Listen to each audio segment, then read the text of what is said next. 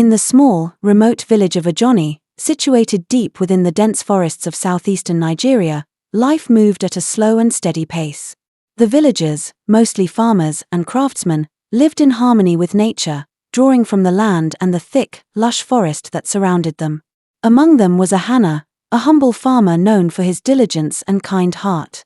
Ahana's modest home stood on the edge of the village, flanked by fields of cassava, yam, and maize, and a small grove of fruit trees. Ahana's days were simple but fulfilling.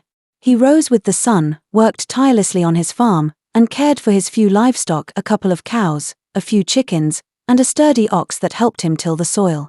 In the evenings, he would sit under the large tree near his hut, enjoying the peace and tranquility of the forest, with only the sounds of nature as his company. The villagers respected him for his hard work and quiet demeanor, though he mostly kept to himself.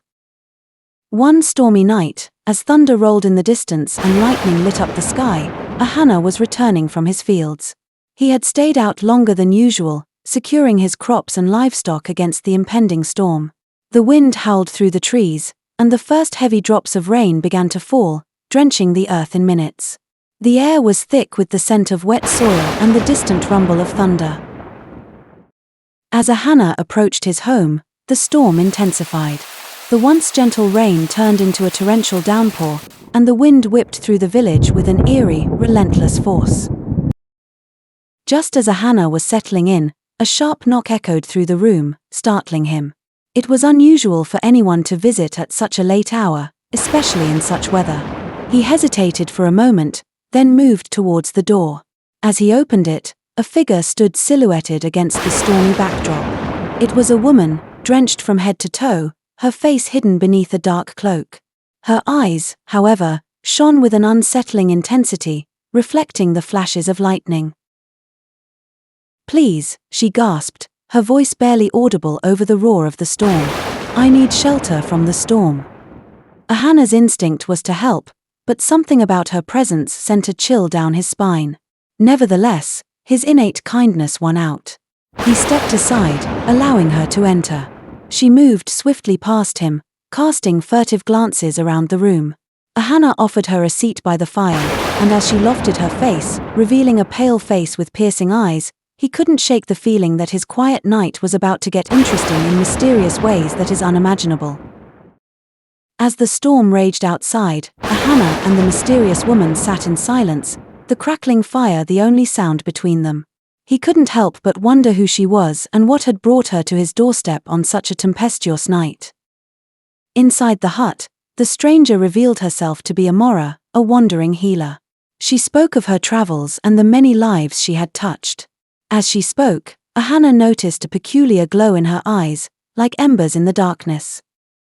As the night wore on, Amora warned Ahana of a great danger approaching the village. She spoke of a shadowy figure known as the Night Stalker, who brought misfortune wherever he went. A demon she had been fighting for long, she claimed he was near, and only those with a pure heart could fend him off.